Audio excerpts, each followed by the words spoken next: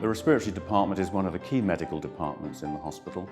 It provides non-elective medical care for general medical patients and highly specialised respiratory services. The respiratory department has trebled in size. With this expansion has come the opportunity for us to develop highly specialised tertiary services, and we've had to evolve using innovative and creative methods. A good example of this is how we've delivered our COPD services. COPD has been transformed in Coventry over the past 10 years. Locally, one of our challenges is around the population that we serve. Coventry is a marmot city, which means there's high levels of socio-economic deprivation, there's a high prevalence of smoking and lung disease. We strive to be innovative and creative in our approach. An example of this is our Ripple project. What we've tried to do here is move away from the traditional medical model of COPD care and treat patients more holistically. Coming to St Peter's Centre here once a week offers our patients the opportunity to increase their social networks. Without Ripple, we wouldn't be able to come down, meet friends, have some fun and get introduced to other people, and all we'd be doing is staying at home doing nothing. I would like to see Ripple introduced all over the country because it's such a good thing. Our key performance indicators were primarily to reduce hospital admissions. Our improvements can be demonstrated through Dr. Foster data, in that we're one of the best performing COPD services in the West Midlands, as we've reduced admissions to hospital by 12%. Our Complex Airways Disease Clinic is a multi-professional clinic that focuses on the care of patients with complex COPD and overlap syndromes, as well as genetic COPD.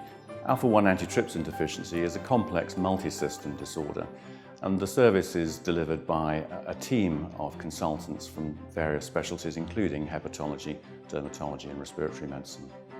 Another example of our innovative ways of working is the way that we deliver our sleep and ventilation service.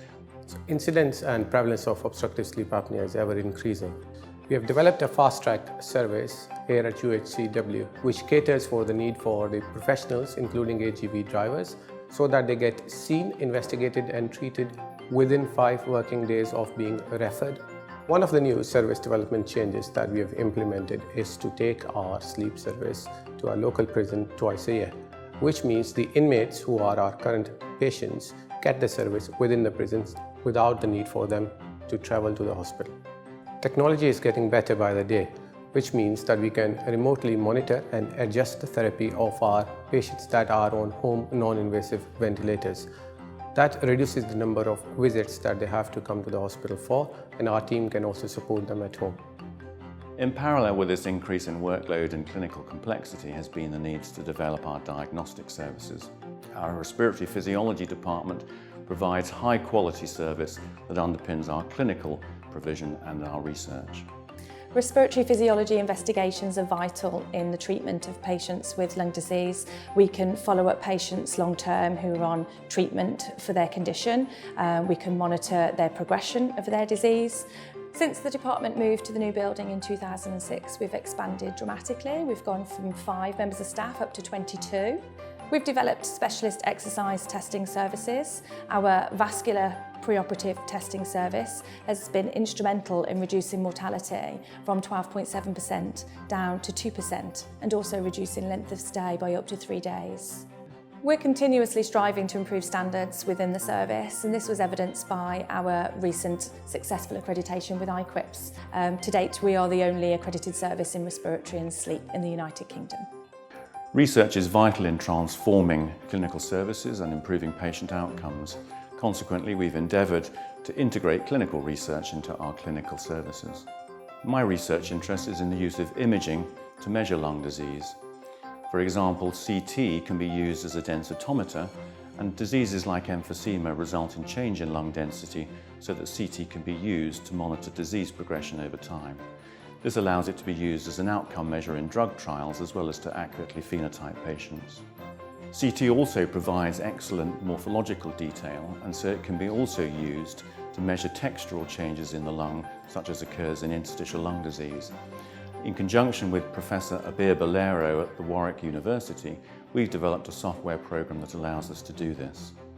These research techniques lend themselves to use in routine clinical practice, but they first need to be standardised. We've developed a phantom that has allowed us to reduce the variability in CT densitometry measurements across different sites by 85%. The respiratory department has expanded greatly over the last 10 years, and we've used innovative and creative methods to develop highly specialised, high-quality services. I anticipate that we will continue to expand and that we will be able to meet the challenges of healthcare in the future using our same innovative and creative methods.